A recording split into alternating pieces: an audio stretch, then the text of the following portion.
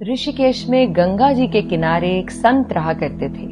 वह जन्मांध यानी जन्म से अंधे थे और उनका नित्य का एक नियम था कि वह शाम के समय ऊपर गगन चुंबी पहाड़ों में भ्रमण करने के लिए निकल जाते और हरि नाम का संकीर्तन करते जाते।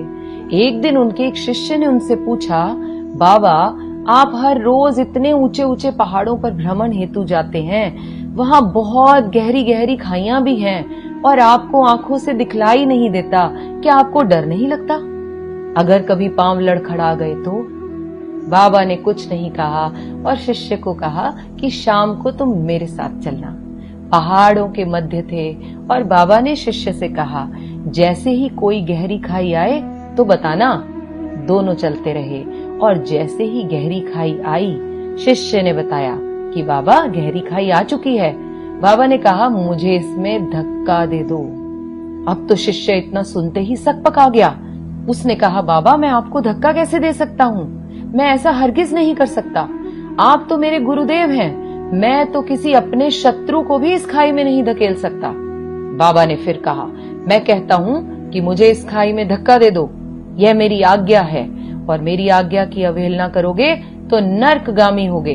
शिष्य ने कहा, बाबा मैं नर्क भोग लूंगा मगर आपको हरगिज इस खाई में धक्का नहीं दे सकता, नहीं धकेल सकता मैं आपको इस खाई में। तब बाबा ने शिष्य से कहा, रे नादान बालक, जब तुझ जैसा एक साधारण प्राणी मुझे खाई में नहीं धकेल सकता तो बता मेरा मालिक भला मुझे कैसे खाई में गिरने देगा? उसे तो सिर्फ गिरे हुओं को उबारना आता है, गिरे हुओं को उठाना आता है। वह कभी भी किसी को गिरने नहीं देता।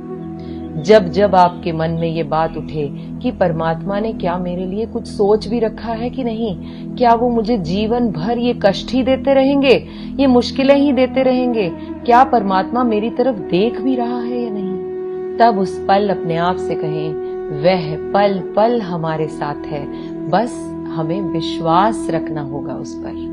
मेरी हैसियत से ज्यादा मेरी थाली में तूने परोसा है, तू लाख मुश्किलें भी दे दे मालिक, मुझे तुझ पर भरोसा है। अब इंसान है, कभी कभी तो यह विश्वास भी डोल जाता है। जैसे ही डोलने लगे याद करें यह मेरी स्टोरी और हाथ जोड़कर उस परमात्मा को शुक्रिया करें हर पल हर क्षण।